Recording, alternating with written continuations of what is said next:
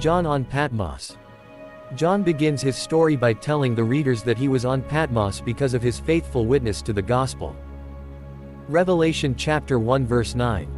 I John, who also am your brother and companion in tribulation, and in the kingdom and patience of Jesus Christ, was in the isle that is called Patmos, for the word of God, and for the testimony of Jesus Christ. Patmos was a barren, rocky island in the Aegean Sea about 50 miles from Ephesus. The island is 10 miles long and 6 miles across its widest part. It has been commonly held that the island was used by the Romans as a penal colony for political offenders, as were some other Sparides islands. Early Christian authors who lived close to the time when Revelation was written are unanimous that John was banished to Patmos by Roman authorities to prevent him from spreading the gospel. As a prisoner, the aged apostle endured all hardships in his exile on Patmos. For one thing, the Roman authorities treated him as a criminal.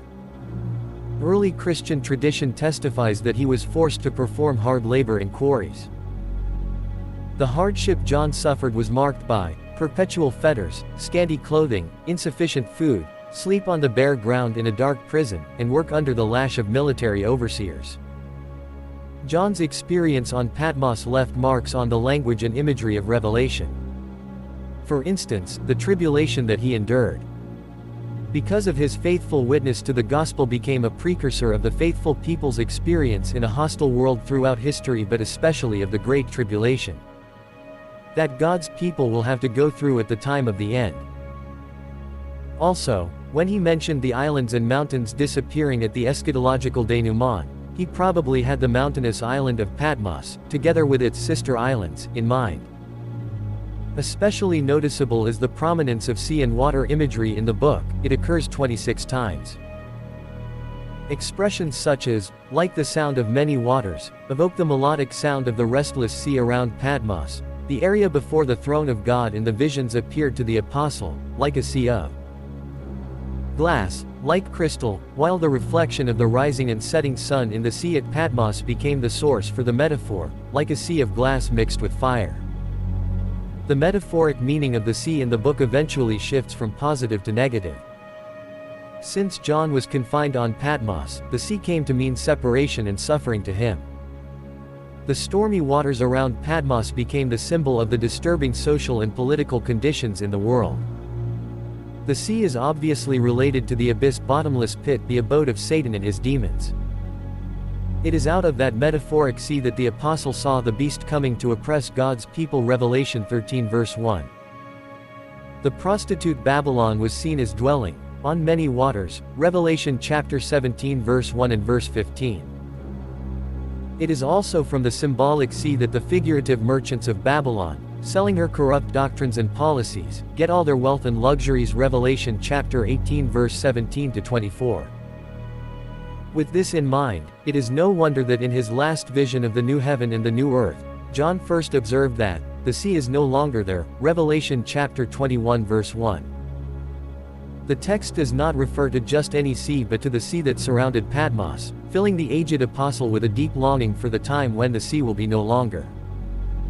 The absence of the sea on the new earth means the absence of all evil that the Patmos suffering and pain brings in this life. The real pain, however, that the revelator felt on Patmos was greater than his physical suffering. He was overwhelmingly concerned with the situation in the churches, located in 7 cities in the province of Asia. Revelation 1 verse 11, that had been deprived of his leadership. The exiled apostle knew about potential threats to those churches.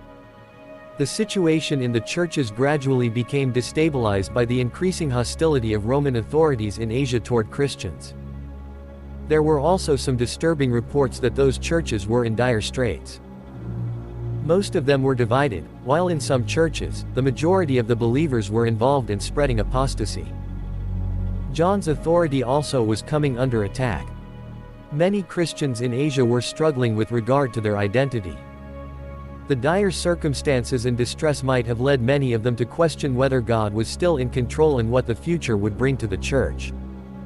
They were in urgent need of guidance and encouragement. However, the aged apostle could not be with them. His concern for their spiritual welfare was, at times, overwhelming. John was, himself, in great distress, and he needed a word of assurance and encouragement. Christians should never forget that whenever they find themselves on a Patmos, surrounded by an endless raging sea, whatever that sea may mean to them, they are not alone. The Patmos experience always results in a revelation of Jesus Christ. It is because Daniel experienced the Babylonian captivity that there is the book of Daniel in the Bible.